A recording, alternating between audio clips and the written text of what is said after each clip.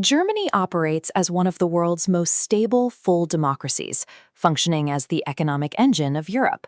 That stability is the result of deliberate engineering.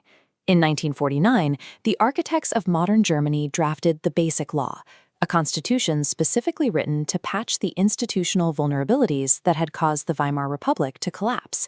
The entire apparatus was built around a single objective: to mechanically force consensus and make it impossible for any one faction to seize total control. To achieve this, the designers split the executive branch in two. First is the federal president. As the head of state, this role acts as a unifying moral compass for the country, deliberately stripped of day-to-day policymaking power. The actual authority to run the country sits with the chancellor, the head of government, directing federal policy and leading the cabinet from the chancellery. But Parliament cannot simply fire a chancellor on a whim. They are bound by the constructive vote of no confidence, a rule stating that lawmakers can only vote a leader out of office if they have already formally agreed on exactly who will replace them. You cannot tear down the current administration until the next one is ready to govern. By requiring a pre-approved successor, the system physically prevents dangerous, paralyzing power vacuums. Writing the laws requires navigating a two-house legislature that balances the federal government against Germany's 16 regional states, known as the Länder. The upper house is the Bundesrat. It is populated by delegates from those 16 state governments, ensuring regional interests are directly voiced at the national level. Then there is the lower house, the Bundestag. These are the directly elected representatives who draft federal legislation and vote to choose the chancellor. Because the Bundestag usually needs the Bundesrat's consent on major financial or administrative bills, federal policies have to be palatable to local leaders before they ever become law. This diagram shows how the lower house is actually elected. Germany uses a mixed-member proportional system where citizens cast two votes. Vote 1 is a direct vote for a local representative in a specific geographic district. Vote 2 dictates the overall proportional makeup of the Bundestag. If a party secures 30% of the national vote, they get 30% of the seats. To prevent the legislature from fracturing into dozens of tiny factions, there is a strict cutoff called the 5% hurdle. A party has to win at least 5% of the national vote, or 3 direct districts, to get any proportional seats at all. By granting seats proportionally but filtering out extreme fringe groups, the math delivers fair representation while blocking the hyper-niche splintering that paralyzed earlier German governments. Because of this proportional math, it is exceptionally rare for a single party to win over 50% of the seats.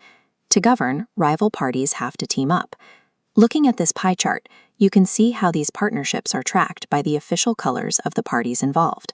Historically, the conservative CDU in black and Social Democratic SPD in red combined to cross the 50% mark, creating a grand coalition. As voters diversified, massive parties shrank, requiring three-way partnerships like the Traffic Light Coalition, red, yellow, and green, or the Jamaica Coalition.